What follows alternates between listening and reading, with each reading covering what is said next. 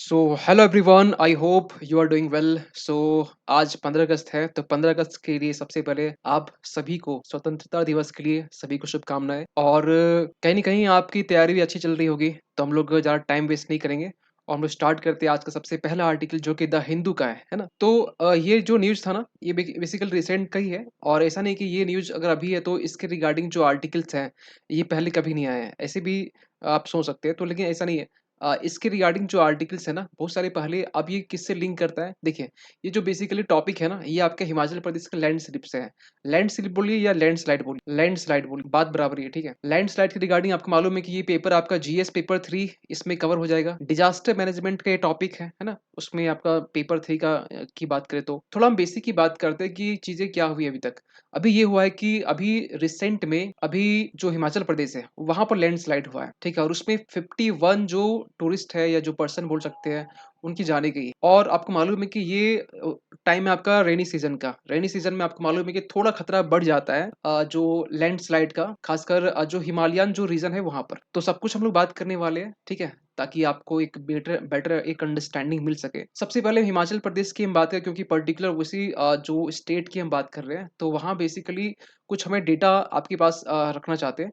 देखिए, वहाँ 70% जो है ना हिमाचल प्रदेश में जो एरियाज हैं वो हाई रिस्क में है। और उसमें भी 14% जो है ना वो सीवियर हाई रिस्क में है। तो 14 जो परसेंट है ये आपका सीवियर में, 70 आपका हाई रिस्क में। और सबसे बड़ा जो रीजन है ना, देखिए, सबसे बड़ा रीजन क्या होता है कि मूवमेंट होता है किसका, रॉक्स का, डेब्रिस का, जो अर्थ जो होते हैं खासकर, वो खासकर उसके स्लोपिंग का। तो ये आपके कुछ मेन रीजन होते हैं जो कि वहां पर आप देख सकते हैं लैंडस्लाइड के पीछे। अभी हम बात करेंगे और भी क्या क्या रीजंस हैं, लेकिन कुछ बेसिक चीजें हम बात कर लेते हैं। अभी वहां पर चीजें क्या देखा गया है, रॉक का जो स्लाइड होने से या डेब्रिस का स्लाइड होने से बेसिकली आपका इंसिडेंस हुआ है। लैंडस्लाइड की हम बात करें तो लैंडस्लाइड में 5 मोड्स होते हैं इसमें, खासकर इसके मूवमेंट के। तो क्या क्या होते हैं, पहला तो फॉल्स हो गया, ठीक है। सिंपल सा क्या हुआ कि फॉल्स में आप यहाँ एक इमेज छोटा देख पा रहे होंगे। फॉल्स में क्या हुआ, आप सिंपल एक यही समझाते हैं कि कोई भी स्टोन है, ठीक है, स्टोन ही मान के चलते हैं, तो वो सीधी वो अगर स्लाइड कर रहा है, सिंपल ये आपका नीचे मूव कर रहा है, ये फॉल हो गया। टॉपल्स भी इसी के भाई है, लेकिन ये टॉपल्स क्या है, ये फॉल्स जो होता है ना वो थोड़ा सा इसमें बोल सकते हैं स्थिरता होती है, या थोड़ा सा बोल सकते हैं कि थोड़ा साइलेंट मोड में चीजें धम, एक बोलते हैं ना सीधा पत्थर सर पे, उस तरीके का। लेकिन जो टॉपल्स होता है ना, टॉपल्स ये अस्थिर होता है। क्या इसका मतलब हुआ कि कोई भी स्टोन है, ये स्टोन मूव करते हुए आगे वो नीचे स्लाइड कर रहा है। स्लाइड में आपको मालूम है कि नीचे कोई चीजें घसकना बोलते हैं ना हम लोग हिंदी से, लोकल लैंग्वेज में, वो घसकना होता है, ठीक है। जैसे यहाँ पे एक लैंड है, ठीक है, और ये लैंड इसकी इसी पार्ट है, तो वो चीजें स्लाइड होना। स्प्रेड मतलब सपोज कीजिए कि यहाँ पर सॉइल्स है का एक लेयर है, और ये आगे मूव होते हुए वो स्प्रेड हो जाता है, ठीक है। तो वो स्प्रेड भी कहीं ना कहीं लैंडस्लाइड का एक रीजन बनता है।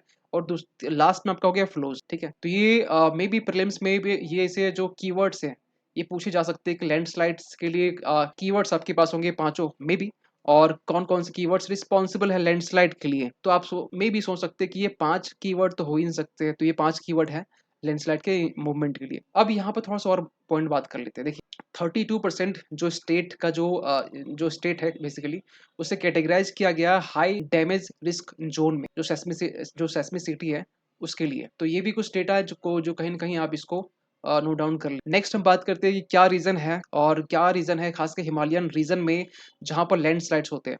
देखिए, बेसिकली ये 3 पार्ट में इसको डिवाइड कर सकते हैं, जियोलॉजी, मॉर्फोलॉजी और आपका ह्यूमन एक्टिविटी। जियोलॉजी में क्या होता है, देखिए ध्यान सुनेंगे, ये जो कॉन्सेप्ट है जियोलॉजी में, बेसिकली हम लोग फोकस कहाँ करते हैं, फोकस करते हैं हम लोग खासकर जो मटेरियल है उसके कैरेक्टरिस्टिक्स। आप बोले सर समझ में नहीं आया, मतलब ये हुआ कि इसमें जो रॉक्स होते हैं, इसमें जो रॉक्स होते हैं, रॉक्स या फिर अर्थ की हम बात करें, अगर ये वीक है, रॉक्स वीक है, कमजोर है, फ्रैक्चर्ड है, या डिफरेंट लेयर में है, तो ये बेसिकली किसके कैटेगरी में आएगा, या फिर उसकी स्ट्रेंथ जो है, स्ट्रेंथ या स्टिफनेस ये थोड़ा डिफरेंट है, अलग है।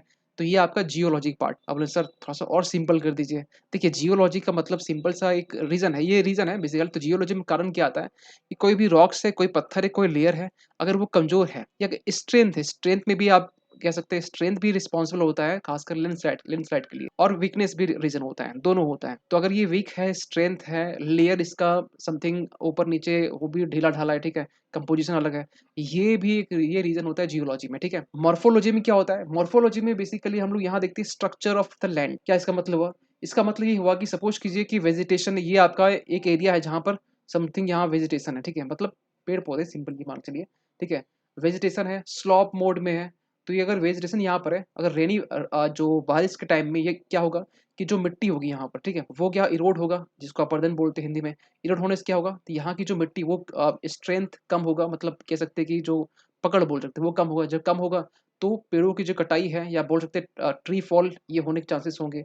तो ये एक रीज़न है मॉर्फोलॉजी का। मॉर्फोलॉजी में क्या होता है, इसमें स्ट्रक्चर में देखते हैं, बेसिकली फ़ोकस करते हैं। जियोलॉजी में क्या देखते हैं, तो जियोलॉजी में जो मटेरियल है उसके कैरेक्टरिस्टिक्स में स्ट्रेंथ है, वीक है, उसमें फ़ोकस करते हैं, ठीक है? फाइनली ह्यूमन एक्टिविटी आपको आई थिंक कि आपको ह्यूमन एक्टिविटी में आप खुद एक कुछ ना कुछ एग्ज़ाम्पल दे सकते हैं। देखिए ह्यूमन एक्टिविटी में आपको मालूम है कि इसमें एग्रीकल्चर हो गया, बहुत सारे एग्रीकल्चर जो प्रैक्टिसेस होते हैं, आप ग्राउंड वाटर को एक्सप्लोइट करना, बहुत सारे इसमें रीज़न आते हैं। कंस्ट्रक्शन एक्टिविटी हो गया, फिर बॉम्ब ब्लास्ट के जो सिचुएशंस होते हैं वो भी एक रीज़न है। और आपको ये भी मालूम होना चाहिए कि हिमाचल प्रदेश एक ऐसा स्टेट जहाँ पर कहीं न कहीं जो कंस्ट्रक्शन एक्टिविटी वहाँ पर होती रहती है, ठीक है? और बाकी Himalayan region except Himalayan region जहाँ पर और भी होते हैं, तो वहाँ पर भी ब्लास्ट्स होते हैं, है ना? क्योंकि कंस्ट्रक्शन सेक्टर में ब्लास्ट किए जाते हैं।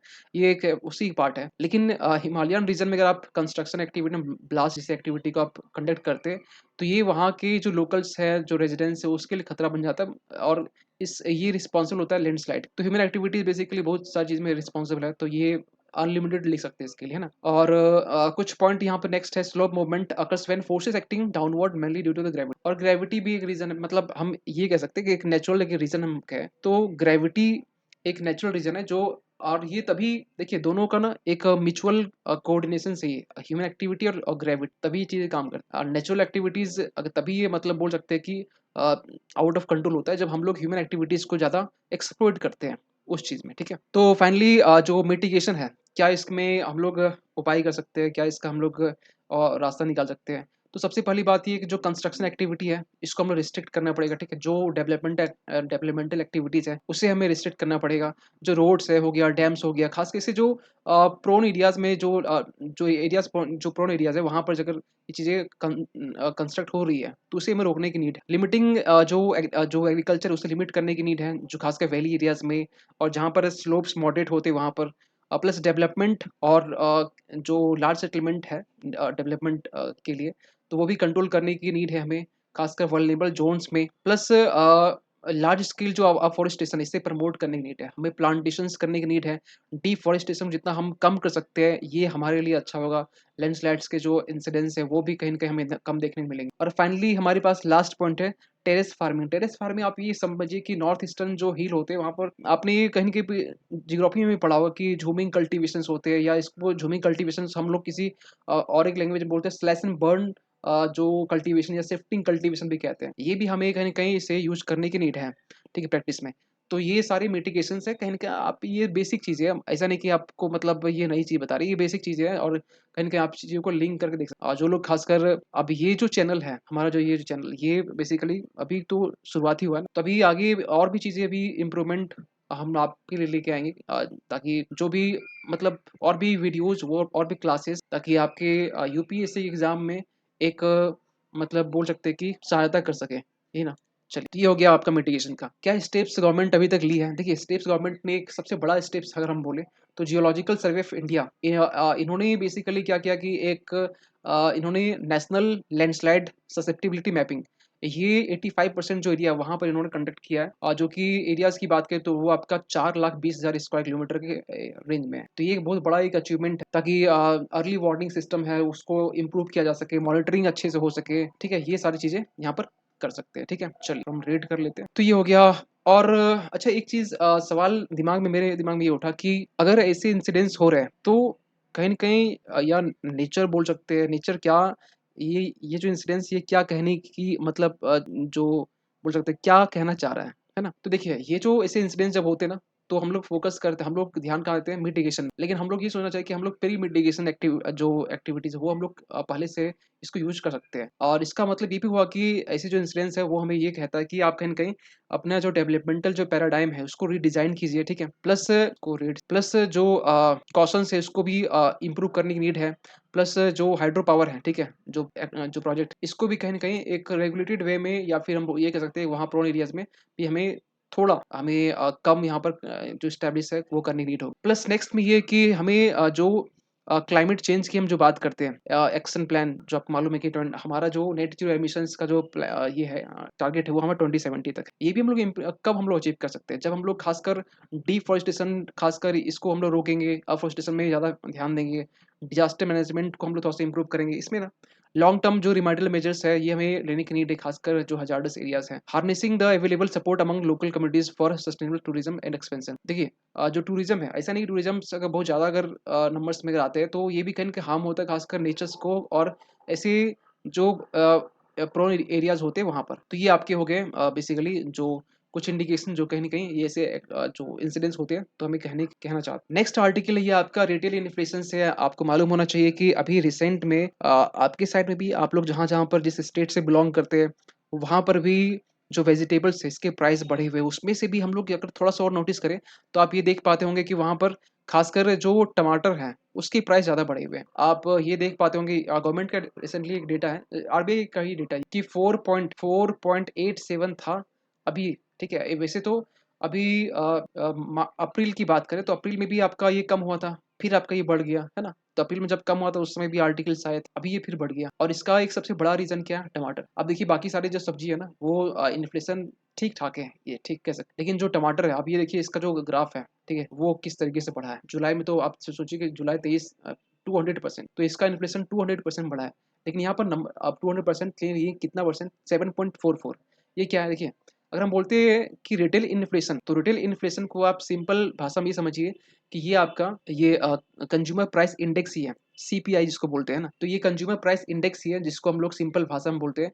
और आपको मालूम होना चाहिए कि जो आरबीआई है, आरबीआई का जो टारगेट है वो बेसिकली क्या है।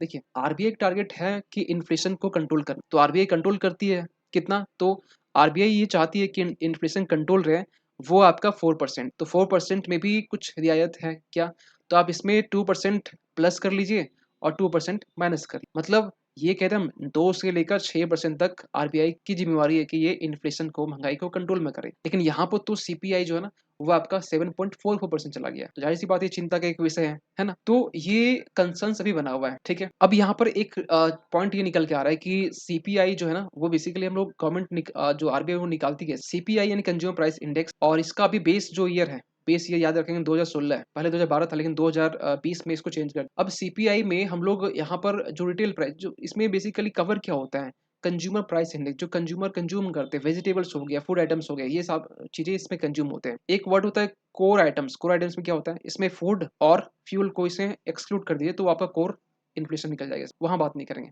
तो सीपीआई में हम बात करते हैं, सीपीआई में अगर हम इसमें कंसीडर करते हैं तो आपका रिटेल जो प्राइसेस, रिटेल जो चीजें होते हैं वो उसमें कवर होता है। एक होता है डब्ल्यूपीआई। डब्ल्यूपीआई क्या होता है, तो होलसेल प्राइस इंडेक्स। इसमें वाइड रेंज में जो बेसिकली हम कह सकते हैं कि जो प्रोडक्ट है उसको देखा जाता है, कंसीडर किया जाता है। एक क्वेश्चन पूछा गया था, हमें याद अभी क्वेश्चन होगा मेरे ख्याल से। तो होलसेल प्राइस इंडेक्स में क्या होता है ना कि इसमें हम लोग बल्क में चीजों को देखते हैं, लेकिन बल्क में गुड्स को देखते हैं। ठीक है, ट्रेड की बात करें, गुड्स की बात करते हैं, इसमें सर्विसेज नहीं होती है। तो ऐसे एक क्वेश्चन पूछा गया था, क्वेश्चन पहले हम देख लेते हैं या फिर थोड़ा सा और समझ लेते हैं। सीपीआई में, कंज्यूमर प्राइस इंडेक्स में, गुड्स को भी कंसीडर करते हैं और सर्विसेज को भी, दोनों चीज याद रखेंगे। ठीक है, और डब्ल्यूपीआई में हम लोग सिर्फ गुड्स को ही कंसीडर करते हैं। ठीक है, एक क्वेश्चन जो पूछा गया था, अभी हम आएंगे इसमें। ठीक है, लेकिन क्वेश्चन देखिए, क्वेश्चन 2020 में यूपीएससी में ही क्वेश्चन ये पूछा गया था। क्वेश्चन अब आप क्वेश्चन देखिए तो आपको आसान लगेगा। क्यों, देखिए इसका आंसर जो है ना हम तो वैसे बता देंगे, ठीक है, और आप कहीं ना कहीं आप भी बता सकते हैं, लेकिन इसका आप कमेंट में, जो लोग वीडियोस को देख रहे हैं, कुछ बेनिफिट अगर हो रहा है, मतलब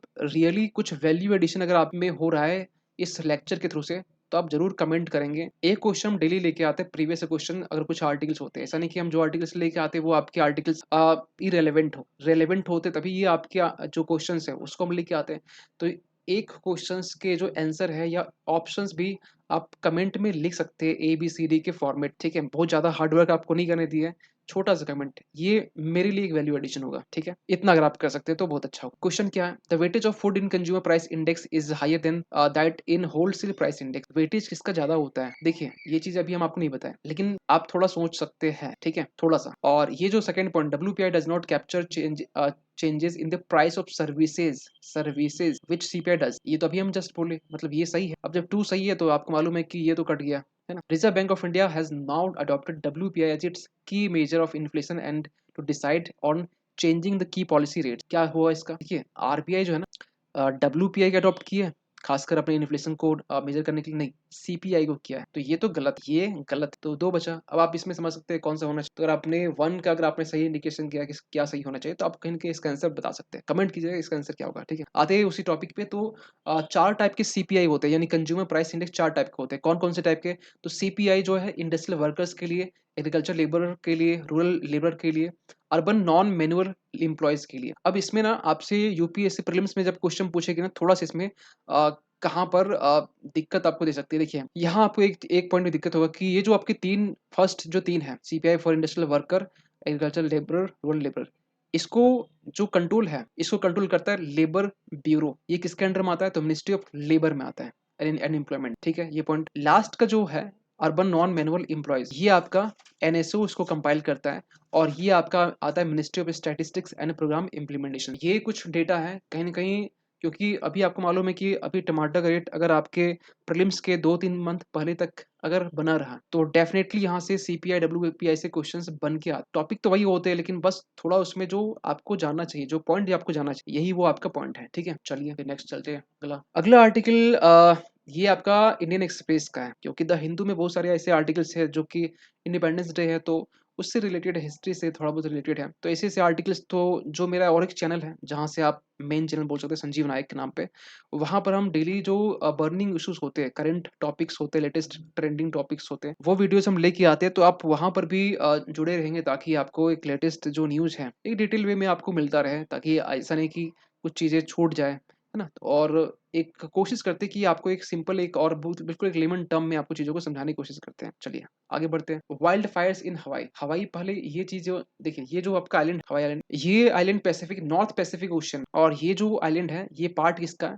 ये पार्ट है यूएसए, ठीक है? अब यहाँ पर एक मवी, MAUI, मवी, ठीक है? ये एक छोटा-सा प्लेस है, छोटा-सा बोल सकते हैं जगह है, लोकेशन, जहाँ पर वाइल्ड फायर्स हुआ है। जंगल में आग लगने की घटना। इंडिया में भी लगता है, ठीक है? इंडिया में भी आप देख सकते हैं, नॉर्थ ईस्टर्न जो रीजन है, वो वहाँ पर भी, गुजरात जैसे रीजन में आपने यहाँ भी सुना होगा, ठीक है? लेकिन फिलहाल हम यहाँ बात करते हैं। तो यहाँ पर अभी तक मतलब सबसे बोल सकते हैं डिवास्टेटिंग जो वाइल्ड फायर है, ये यहाँ पर देखने को मिला है। अब एक सवाल ना दिमाग में ये उठ रहा हो, क्या दिमाग में ये उठ रहा हो कि वाइल्ड जो फायर है, ये यूएसए में हुआ है, ठीक है? ये एक्चुअली यहाँ पर होने के पीछे जो रीजन है, रीजन ये है कि अभी देखिए, एग्जैक्ट जो रीजन है वो तो मालूम नहीं चला कि आग पकड़ी कहाँ से है। एग्जैक्ट एक होता है ना कि चिंगारी लगी कहाँ से, चिंगारी भड़की कहाँ से। और वैसे भी हम लोग भी इंसानी लाइफ में हम लोग ये देखते हैं कि चिंगारी कहाँ से भड़कती है। जैसे कि कुछ लोग के बीच में जब फाइट होता है ना, तो हम लोग ये नोटिस नहीं करते कि ये चिंगारी भड़काने वाले कहाँ पर है, लेकिन रीजन तो वही होता है ना, जो जहाँ से चिंगारी भड़की है। तो चलिए वो बात की बात है, लेकिन यहाँ पर चिंगारी कहाँ से भड़की ये मालूम नहीं चला है, लेकिन चिंगारी को तेज हवा देने वाला जो है ना, ये कहाँ से हुआ ये मालूम चला है। देखिए, हवाई जो आइलैंड है, आपको मालूम है कि ह्यूरिकेन जो है ना, जो आप साइक्लोन की बात करते हैं, तो ये विंड जो है ना, इस टाइम में चल रहा, ठीक है?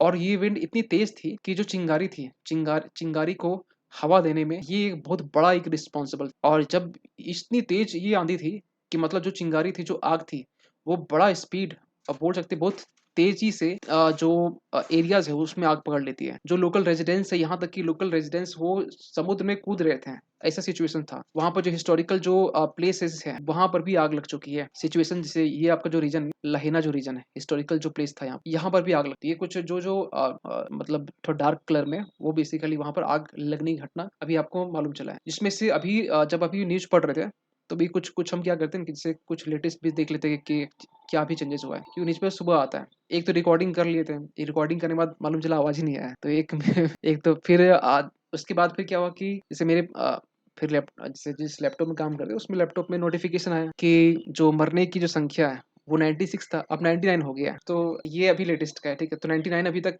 जाने जा सवाल ना ये नहीं है, सवाल ये है कि इसके पीछे कारण क्या है? कौन-कौन से कारण रिस्पॉन्सिबल है, जो कि आग लगने की घटना को कहीं न कहीं ये बढ़ावा दे। देखिए, थोड़ा हम बात कर लेते हैं कि कौन-कौन से रीज़न। देखिए, थोड़ा हम कुछ पॉइंट पे बात करते हैं।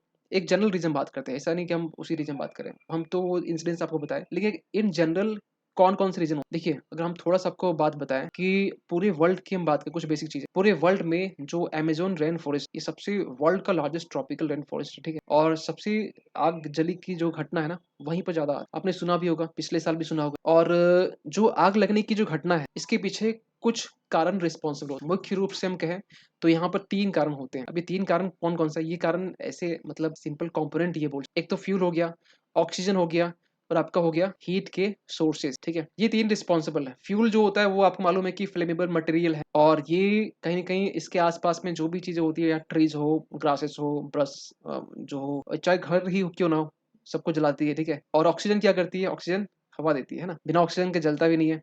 और ये जो हीट सोर्सेस है, हीट सोर्सेस यानी कि माचिस की तिल्ली की हम बात कर रहे हैं, है ना? माचिस की तिल्ली भी हो सकती है, या फिर जो सनलाइट हो सकता है, या सनलाइट की के जो कुछ एप्लीकेशन है उसकी भी हो सकता है। एप्लीकेशन क्या, सनलाइट कहीं अगर मान के चलिए पावर ग्लास है ना, मैग्नीफाइंग ग्लास जिसको बोलते हैं, वहां पर अगर पड़ती है तो ये भी चीजें रिस्पॉन्सिबल हो सकती है, आग लगने की घटना बढ़ सकती है ना? तो ये तो मतलब ये कुछ मतलब बेसिक रीजन है, ठीक है? लेकिन मेन रीजन की हम बारे में बात करते हैं। देखिए मेन रीजन जो है ना वो नेचुरल होता है, एक होता है मैन मेड होता है, और एक एक्स्ट्रा हम लेके चलते हैं कि जो other human led causes. Human led क्या मतलब? इंसान की ही लापरवाही से ही चीजें आगे जो वाइल्ड फायर की जो घटना वो आगे बढ़ती है ना? अब नेचुरल में आपको मालूम होना चाहिए, नेचुरल में लाइटनिंग जैसी जो टर्म्स है, मतलब बिजली कड़कना, ठीक है? या फिर एटमॉस्फेयर की जो टेम्परेचर है वो उसका हाई हो जाना, या फिर ये कह सकते हैं कि जो ऐसे कुछ सर्कमस्टांसेस वो फेवरेबल हैं आग लगने की घटना को तेजी कर देने के लिए, ये एक रीजन हो गया। मेन रीजन होता है टेम्परेचर, बेसिकली उसी की बढ़ना होता है, क्योंकि आग लगनी है, बाहर तो नहीं लाना है ना इसमें। मैन मेड में क्या होता है? मैन मेड में बेसिकली इसके जो कारण है वो बड़ा खतरनाक होता है, यही खतरनाक है, ठीक है? नेचुरल तो बहुत कम रिस्पॉन्सिबल होता है, लेकिन ये बड़ा खतरनाक। नेचुरल कभी कभी होता है, लेकिन जब होता है तो फिर मैन मेड से भी खतरनाक होता है, ठीक है? फिर डायनासोर ही अंदर जाते हैं, फिर जब ये कलयुग अंत होगा तो फिर इंसान ही अंदर जाएंगे। तो मैन मेड की जब बात करें तो मैन मेड ये अभी फिलहाल डेंजरस है। कैसे? तो आपको मालूम है कि एग्रीकल्चर प्रैक्टिस हो गया, आपको ये भी मालूम होना चाहिए कि जो कुछ नेक्ड फ्लेम जो होते हैं वो भी चीज़, या सिगरेट हो गया, इलेक्ट्रिक स्पार्क हो गया, इसके थ्रू से भी आग लगने की घटना को आगे दी जाती है। कुछ चिंगारी वाली चीज़ें कुछ हो जाना, मतलब कर देना, ये चीज़ें रिस्पॉन्सिबल होती है। आप ये मान के चलिए कि खेतों में गए, बीड़ी पिए, है ना, सिगरेट पिए, जो लोग इंटरेस्टेड है होते हैं, तो ये भी रिस्पॉन्सिबल होता है, वो माचिस की तिल्ली कहाँ फेंकते हैं, और एक छोटी चिंगारी फिर आगे जाके बढ़, और ये भी चिंगारी इसी तरीके से कुछ होगा, वो इंसान तो बैठा होगा ना, या फिर पता नहीं होगा नहीं। एक होता है ह्यूमन लीड। ह्यूमन लीड में क्या होता है? ह्यूमन लीड में होता है कि जो लाइव स्टॉक मैनेजमेंट हो गया, ग्रासलैंड्स की जो बात करते हैं, मेंटेनेंस की जो बात करते हैं, ठीक है? या फिर नॉन वुड फॉरेस्ट प्रोडक्ट की बात करते हैं, इंडस्ट्रियल डेवलपमेंट की बात करते हैं, रिसेटलमेंट की बात करते हैं, हंटिंग की बात करते हैं। ये कुछ रीजन है जो कि कहीं कहीं अदर ह्यूमन लेड कॉजेज में आते हैं। टाइप्स की बात करते हैं तो टाइप्स में आपको मालूम है फॉरेस्ट फायर के टाइप्स भी होते हैं। हाँ होते हैं। कौन कौन सा होता है? तो देखिए पहला होता है क्राउन फायर्स, ठीक है? क्राउन हो गया। दूसरा आपका हो गया इसमें सरफेस सरफेस फायर हो गया। तीसरा आपका हो गया कौन सा? Ground fire. तीनों को समझा। ग्राउंड फायर में क्या होता है? देखिए ग्राउंड फायर बेसिकली एग्जाम्पल समझते हैं, आपको समझ में आ जाएगा। अगर एक ये पेड़ है, ठीक है? अगर ये पेड़ जड़ से यहाँ पर आग लगी हुई है, ठीक है? और ये आग नीचे से ऊपर जा रही है, बॉटम टू टॉप, और इस पेड़ को जला रही है, तो ये क्राउन फायर हो गया, ठीक है? तो ये बर्निंग जो है ट्रीज को बर्न करता है बेसिकली। जो कैनोपीज हो गया, जो ट्रीज का जो फायर है वो टॉप टू ट्री के टॉप से बॉटम से टॉप में जाता है, ठीक है? ये हो गया। और ये इंटेंस भी होता है, डेंजरस भी होता है, ये खतरनाक भी होता है, ठीक है? और इसमें विंड की भी भूमिका होती है। स्टिप स्लोप्स हुआ तो और भी खतरनाक ये है ना। ये हो गया। सरफेस में क्या होता है? सरफेस ठीक ठाक है, मतलब ज्यादा नुकसान नहीं करता। सरफेस में जैसे झाड़ियाँ हो गया, ठीक है? झाड़ी हो गया, ड्राइड लीव्स हो गया, ट्विक्स हो गया, ग्रासेस हो जाते हैं, यहीं पर वो आग। सरफेस नाम में ही मालूम जाए सरफेस है, तो सरफेस में और यहाँ क्राउन है, तो क्राउन कहाँ? सर पे होता है, तो नीचे आग कहाँ से लगी? बॉटम से सरफेस में लगी। सरफेस यानी कि ग्रासेस की हम बात कर रहे हैं, लीव्स की बात कर रहे हैं, इसमें जो सूखे पत्ते उसकी बात कर रहे हैं। ग्राउंड जो फायर्स है, ग्राउंड फायर्स में यहाँ पर सब सरफेस भी आ गया। आप कभी देखे होंगे कि मिट्टी, अगर जो खेत कभी कभी जलते हुए देखे होंगे, तो मिट्टी, जैसे ये आपका खेत है, ठीक है? तो मिट्टी का जो लेयर है ना, कुछ नीचे तक वो जो ब्लैक स्पॉट जो होते हैं, आग जलने वाले जो राख, या जो डार्क जो छोड़ जाते हैं, वो कुछ नीचे तक होता है। सरफेस के सब सरफेस तक भी होता है, कुछ मिट्टी तक भी जला देता है। ये ग्राउंड फायर्स वही है, ठीक है? मतलब सरफेस को भी ये कहीं ना कहीं नुकसान पहुंचाता है, और ये कहीं ना कहीं मतलब बोल सकते हैं कि वेजिटेशन को ज्यादा नुकसान करता है, बहुत ज्यादा मतलब ड्राई कर देता है, सॉइल्स की जो फर्टिलिटी उसको भी कम कर देता है कहीं न कहीं। और ये बहुत ज़्यादा कब होता है? जब हम लोग झूमिंग कल्टीवेशन करते हैं, या स्लैश एंड बर्न कल्टीवेशन जिसे हम कहते हैं। ये ऐसी जो एक्टिविटीज़ है उस टाइम में ये ग्राउंड जो फायर है ज़्यादा एक्टिविटी। ये हो गया टाइप्स में। लास्ट में फाइनली इफेक्ट्स, क्या इसके इफेक्ट्स होते हैं या क्या कॉन्सिक्वेंस क्या होते हैं? देखिए कॉन्सिक्वेंस तो आपको मालूम है कि क्लाइमेट चेंज सबसे पहला, ठीक है? ओजोन लेयर डिप्लेशंस, ये भी दूसरा पॉइंट हो गया। इसके बाद में जो फ्लोरा एंड फौना हो गया, यानी कि वेजिटेशंस हो गया, एनिमल्स हो गया, ठीक है? इसको भी कहीं न कहीं हार्म पहुँचाता है। और सबसे बड़ा रीज़न CO2 बढ़ता है, जंगल में आग बढ़ने से कार्बन डाइऑक्साइड बढ़ता है और ये बढ़ने से आपको मालूम है कि CO2 का साइकिल बढ़ता है, वेजिटेशन का लॉस होता है। मतलब ये एक चेन है, ठीक है? ये एक चेन है। वाइल्ड फायर्स को भी एक इम्पैक्ट पहुँचता है, ठीक है? फूड हो गया, इसमें भी कहीं न कहीं आपको एक मतलब जो डिपेंडेंट है फॉरेस्ट के ऊपर फूड, फॉडर, फ्यूल के लिए, वो भी कहीं न कहीं आप इसको एक इम्पैक्ट उसमें देखने को मिलता है। ये सब तो कुछ इफेक्ट्स हो गए, ठीक है? लेकिन थोड़ा हम बात कर लेते हैं एक्स्ट्रा। एक्स्ट्रा क्या? इंडिया में क्या कंडीशन? देखिए, इंडिया की बात करें तो इंडिया में थोड़ा इसको रब कर देते हैं ताकि आपको अच्छे से इंडिया की बात करते हैं तो इंडिया में आपको मालूम होना चाहिए कि इंडिया में जो कुछ स्टेट की बात करें, जैसे आसाम हो गया, ठीक है? फिर आपका मध्य प्रदेश हो गया, महाराष्ट्र हो गया, त्रिपुरा हो गया, मिज़ोरम हो गया, उड़ीसा हो गया, ये जो है ना बड़ा बोल सकते हैं फ्रीक्वेंटली फॉरेस्ट फायर्स इसमें होते रहते हैं। सबसे बड़ी बात क्या है कि मिज़ोरम जो स्टेट है, 95% डिस्ट्रिक्ट जो है ना, वो फॉरेस्ट फायर हॉटस्पॉट में के अंडर कवर होता है। मिज़ोरम, ठीक है? वही मणिपुर के नीचे हो। नमामि आप याद किए होंगे, नमामि, नागालैंड, मणिपुर, मिज़ोरम। तो ये हो गया। अब एक पॉइंट और आपको याद दिलाना चाहते हैं कि गवर्नमेंट ने भी कहीं न कहीं मेजर्स लिए हैं। कुछ मेजर्स की हम बात कर लेते हैं तो आपको मालूम होना चाहिए कि forest survey of India, FSI, ठीक है? ये मॉनिटर से काम करता है, ठीक है? ये फॉरेस्ट फायर कंट्रोल करने का भी ये काम करता है। नेशनल मास्टर प्लान भी ये बनाता है। तो ये ऐसे-ऐसे कुछ-कुछ काम किए जो कि मिनिस्ट्री ऑफ एनवायरनमेंट के अंडर में आता है। तो ये हो गया कुछ-कुछ पॉइंट जो कि आपको मालूम होना चाहिए। बहुत ज़्यादा इसमें मतलब ऐसा नहीं कि इसका क्या कह सकते पूरा मतलब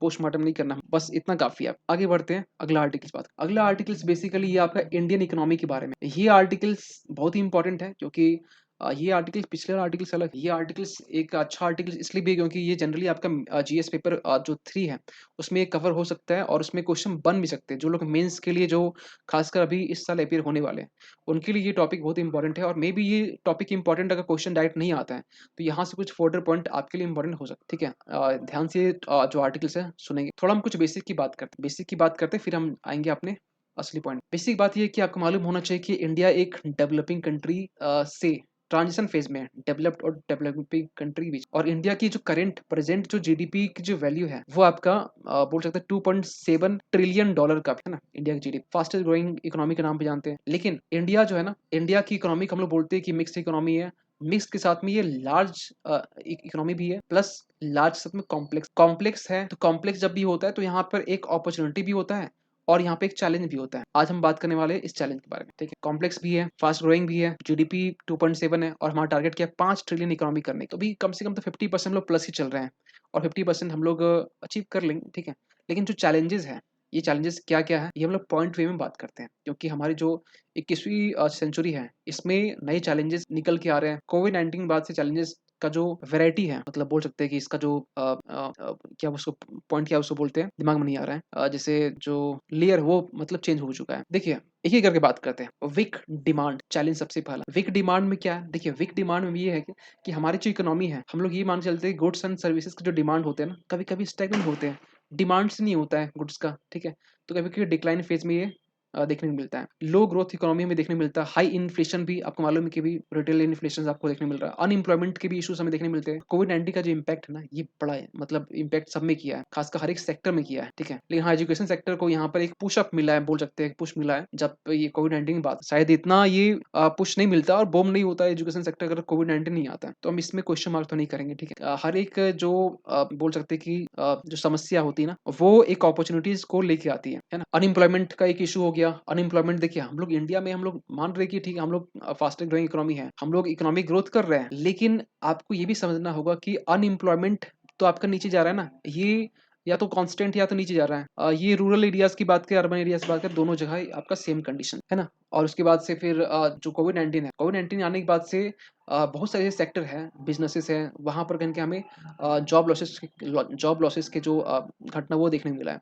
इवन कि आपने ये भी देखा होगा कि बहुत सारी बड़ी-बड़ी कंपनीज़ है, एजुकेशनल कंपनीज़ या बहुत सारे दूसरे कंपनीज़, वहाँ पर भी ले ऑफ हुआ है। कुछ डेटा आपसे हम शेयर करना चाहते हैं, जैसे कि एक डेटा है जहाँ पर 1 साल के अंदर में, यानी 2019 की हम बात कर रहे हैं, अगस्त 2019 से लेकर 2020, ठीक है? अगस्त। तो इस बीच में ना, जब यहाँ पर अनएम्प्लॉयमेंट रेट ये आपका 5.4 था, यही 1 साल में बढ़ के ये वही टाइम था कोविड-19 वाला, ठीक है? ट्रांजिशन फेज जब 7.4 हो गया। तो ये डेटा कुछ आप यूज़ कर सकते हैं अपने एग्ज़ाम में। लेटेस्ट डेटा यूज़ करेंगे तो बहुत अच्छा रहेगा। आप लेटेस्ट डेटा एक बार निकाल लेना, ठीक है? या फिर इसको भी आप यूज़ कर सकते हैं। कोई बड़ी मतलब गलत तो ये हो गया, ठीक है? प्लस नेक्स्ट में पुअर इंफ्रास्ट्रक्चर। इंफ्रास्ट्रक्चर बहुत बड़ा एक रोल प्ले करता है क्योंकि वर्ल्ड बैंक के अकॉर्डिंग आपको मालूम है कि इंडिया का जो इंफ्रास्ट्रक्चरल जो गैप है, ये आपका 1.5 ट्रिलियन है। क्या इसका मतलब हुआ? डेटा तो बोला सिंपल, आप इसको लिख लेंगे। मतलब ये हुआ कि इंफ्रास्ट्रक्चर से बूस्ट करने के लिए जितना एडिक्वेट चाहिए, ये इंडिया में अवेलेबल उतना एडिक्वेटली नहीं है, ये लैकिंग है। लैकिंग कितना है? तो हमें अभी और 1.5 ट्रिलियन डॉलर की बात कर रहे हैं, ठीक है? ये हमें नीड होगा इंफ्रास्ट्रक्चर बिल्ड करने के लिए, ठीक है? तो पूरे इंफ्रास्ट्रक्चर बोल सकते हैं, हाँ बोल सकते हैं, कोई गलत नहीं है। और आपको मालूम है कि रोड, रेलवेज, हाँ थोड़ा बहुत बोल सकते हैं चीजें इंप्रूव हुई है, लेकिन अभी भी बहुत ज्यादा करने की नीड है ना? इकोनॉमिक डेवलपमेंट, कॉम्पिटिटिवनेस, ये सब चीज में हमें फोकस और भी करनी है। बैलेंस ऑफ पेमेंट डिटेरियोरेशन, देखिए बैलेंस ऑफ पेमेंट क्राइसिस अभी तो नहीं है, लेकिन हाँ थोड़ा डिटेरियोरेट होता है, थोड़ा सा इसमें बोल सकते हैं कि थोड़ा बहुत बदलाव होते हैं।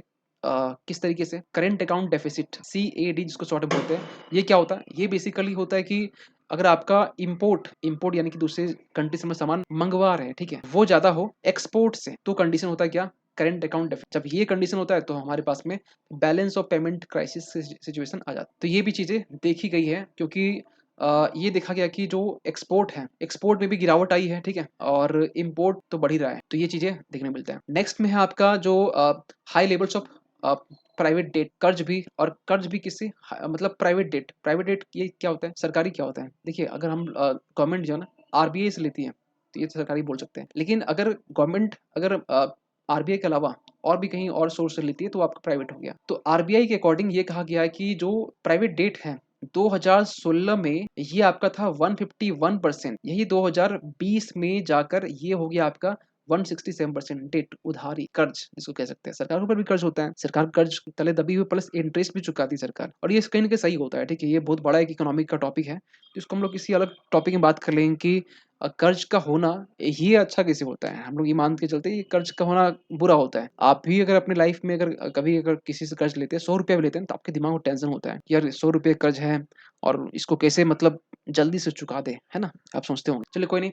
लास्ट में आपका है इनइक्वालिटीज। इनइक्वालिटीज किस तरीके से? देखिए, वेल्थ के इनइक्वालिटीज, DPSP भी आपको मालूम है यही कहता है कि वेल्थ, कॉन्सेंट्रेशन ऑफ वेल्थ कम करने के लिए। तो इनइक्वालिटीज इनकम में हो, वेल्थ में हो, या इसके रिगार्डिंग ये आपका इसमें भी कहीं बोलते एक चैलेंजेस है अमीर गरीब का, क्योंकि पूरे वर्ल्ड का 1% जो लोग है ना, ये 10% या ये कह सकते हैं समथिंग 87-89% समथिंग जो वेल्थ इसके पास में है। ऐसे कुछ डेटा है ना, अब इसको चेक कर लेना। दूसरी बात यहाँ पर ये है कि जो वर्ल्ड इनइक्वालिटी डेटाबेस है, इसके अकॉर्डिंग जो 10% जो इनकम लर्नर है, 10% जो इनकम अर्नर्स हैं, ये 56% जो है नेशनल इनकम को होल्ड करते हैं, ठीक है? यही आपका 1980 में 37% था, लेकिन ये आपका 56% हो गया, ठीक है? ये डेटा लेटेस्ट दिमाग में रख। थोड़ा सा और बात, और क्या, ये तो हो गया चैलेंजेस का, लेकिन क्या क्या हम लोग रिफॉर्म्स ले सकते हैं, इसके बारे में थोड़ा बात कर लेते हैं। देखिए, रिफॉर्म्स के बारे में बात करें तो रिफॉर्म्स तो जो परेशानी आपके पास में है, तो रिफॉर्म्स भी कहीं आपके पास निकल जाता है। सबसे पहली बात, आपको मालूम है 1991 में LPG आता है ना? लिबरलाइजेशन, प्राइवेटाइजेशन, ग्लोबलाइजेशन, ठीक है? इसमें भी हर एक पॉइंट पे बात करें तो लिबरलाइजेशन में आपको मालूम है कि 1991 में बेसिकली ये लाया गया था, ठीक है? IMF के ये थ्रू। और प्राइवेटाइजेशन आपको मालूम है कि जो हम लोग एक टर्म यूज करते हैं, गवर्नमेंट भी तो करती है, डिसइन्वेस्टमेंट, बहुत ज़्यादा ये अपने आप में एक बहुत ब्रॉड टॉपिक है। तो इसके जरिए कहीं कि डिस प्राइवेटाइजेशन हो रहा है, ठीक है? लिबरलाइजेशन यानी कि जो बोलते हैं ना कि फाइलें होती है, मतलब डॉक्यूमेंट्स, या फिर जो ऑफिस के चक्कर लगाने पड़ते हैं, आपको लाइसेंस नहीं मिलता है, लाइसेंस राज होता है। इसके रिगार्डिंग थोड़ी सी बोल सकते हैं पहले कंपेयर में अभी तो बहुत अच्छा है, बहुत स्मूथ है, ऑनलाइन भी आ चुका है, ठीक है? सब कुछ चीज़ें स्मूथली होती है। और ग्लोबलाइजेशन, ये टर्म तो अपने आप में बहुत ही ब्रॉड टर्म, और PSIR में इसके बारे में तो पता नहीं कितना पढ़ना है, अनलिमिटेड है, मतलब इसके बारे में अगर शुरुआत करें तो खत्म भी नहीं होगा। तो इच्छा करती है, क्योंकि इस मोड में अपने चैनल में इस तरीके से क्लासेस लेना, अपने अंदर का जो इच्छा है ना, वो दबा के रखते हैं, है ना? और आप बोले सर कुछ कुछ तो इसके जगह आप जो एक्स्ट्रा डिक्टेटिंग वाला बात करते हैं उसके जगह बोल सकते हैं। अगर हम वहां पर ही बोले ना, तो पता क्या होगा? फ्लड होगा। ये फ्लड क्या होता है? बाढ़ होता है, नॉलेज का बाढ़, इन्फॉर्मेशन का बाढ़। अब फिर एक छोटी सी एक मतलब बात कहते हैं ना, हम एक छोटा एक बहुत पॉपुलर एक वर्ड, कि अगर आप इन्फॉर्मेशन को फ्लो कर देते हैं, फ्लो, तो उसकी वैल्यू ना एक बोलते हैं पानी की तरह होती है, तो पानी जब बहा देते हैं। लेकिन यही जो इन्फॉर्मेशन है, इसको आप अगर मतलब बोल सकते हैं कि परोस देते हैं, इसमें थोड़ा सा चटनी हो गया, रोटी हो गया, सलाद हो गया, तब ये आपका एक वैल्यू एडिशन होता है। पता नहीं आप लोग समझे नहीं समझे, लेकिन समझने वाले समझ गए होंगे, और ना समझे वो अनाड़ी है ना? चलिए कोई नहीं। तो ये हो गया, प्लस न्यू इकोनॉमिक पॉलिसीज, ये भी 2020 में गवर्नमेंट लेके आती है ना?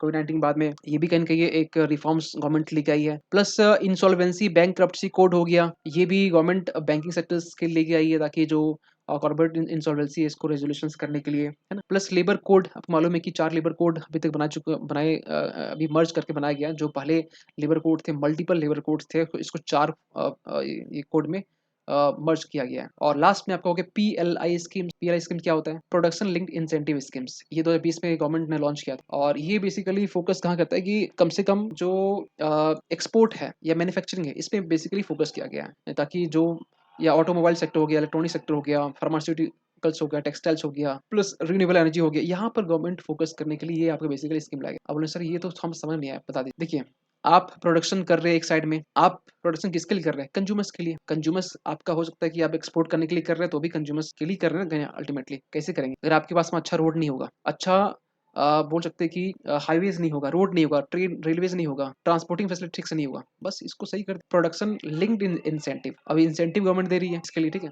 तो ये चीजें करने के लिए, ठीक, ये हो गया।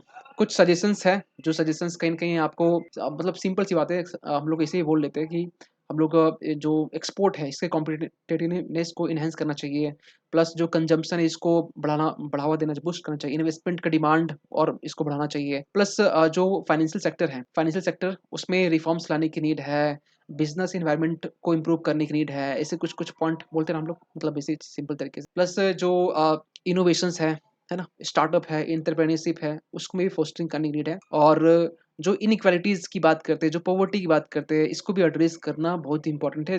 जब तक हम लोग इसको नहीं करेंगे तो हम लोग कुछ मतलब इम्प्रूव करने या सजेशन वे फॉरवर्ड की जब बात करते हैं तो हम लोग इसके इस पॉइंट के बिना अधूरा है। प्लस क्लाइमेट चेंज, ये तो बहुत बड़ा इंपॉर्टेंट है। क्लाइमेट चेंज हो गया, प्लस इन्वायरमेंट डिग्रेडेशन हो गया, इसको मिटिगेट करने की नीड है ना? देखिए, आपके पास नॉलेज तो बहुत है, और आप मेरे ख्याल से इस लेक्चर के बाद में आपके पास नॉलेज, मतलब बोलते हैं ना, एक अथाह नॉलेज होगा, ठीक है? लेकिन इस नॉलेज को आपको प्रेजेंट करना पड़ेगा। हम आपके पास प्रेजेंट करते हैं कुछ कीवर्ड ले लाके, है ना? बहुत ज़्यादा हम यहाँ लेके आएँगे ना, फिर आप बोर हो जाएँगे, और कुछ लोग ऐसे ही बोर होते होंगे। तो अगर हम कीवर्ड्स के फॉर्मेट में लाते हैं, कुछ चीज़ें हम बोलते हैं, कुछ चीज़ें यहाँ पर पेन से चलाते हैं, है ना? और कुछ चीज़ सुनते हैं, तो आपके दिमाग में आप वो इमेजिन करते हैं। सारा फ़ोटो में लिया है ना, तो आप फिर वो इमेजिन नहीं कर पाएँगे। फ़ोटो में बस फ़ोटो देख लें, चल हो गया। आप इमेजिन करने के लिए आप चीज़ों को जब सुनते हैं, देखते हैं और अपने दिमाग में से इमेजिन करते हैं, तो वो चीज़ें अच्छे से फिट होती है, ठीक है? आप कभी करके तो ये हो गया इसके बारे में। और क्वेश्चन की हम बात कर रहे थे कि मेरे दिमाग में आया था कि मेंस का क्वेश्चन डेली आपको हम दें, तो हम आज से शुरुआत नहीं करेंगे, क्योंकि हम आज क्वेश्चन मेंस का बनाए नहीं। हाँ, बना सकते हैं क्वेश्चन, एक क्वेश्चन अगर आप चाहेंगे तो लिख सकते हैं कि अभी यहीं से देना चाह रहे हैं कि आप बोल रहे हैं, ठीक है? इसको लिख लीजिएगा कि एग्जामिन एग्जिस्टिंग इकोनॉमिक चैलेंजेस, जो भी इकोनॉमिक चैलेंजेस उसको एग्जामिन करना है। Existing the opportunities presented by economic reforms and the trade off and risk associated with the their implementation. ये छोटा सा स्टेटमेंट आप एग्जामिन ही करना है इसको 150 वर्ड्स में, कि जितना बताए मोर देन सफिशिएंट। और आप अगर सिंपल, ये पीडीएफ तो किसी को दे ही नहीं सकते, क्योंकि हम जितना समझाए यहाँ पर क्लास ऑन द स्पॉट, ये तो मतलब क्लासेस के बिटवीन में ही समझाए, बोले जितना, ये आप जब तक नोट्स नहीं बनाएंगे, और नोट्स सिंपल नोट्स होना चाहिए, ठीक है? आपको हम कल हम एक फॉर्मेट लेके आएंगे जिसमें आपको बताएंगे कि कैसे आपको नोट्स बनाने हैं। बिल्कुल उस नोट्स के तरीके से आपको हम एक आर्टिकल समझाएंगे, आप उस तरीके से नोट्स बनाइए, ठीक है? ताकि आपको भी दिक्कत ना हो। चलिए फिर इसको यहीं तक रखते हैं, और हम लोग आगे नेक्स्ट जो क्लास है उसमें मिलते हैं। तब तक के लिए थैंक यू।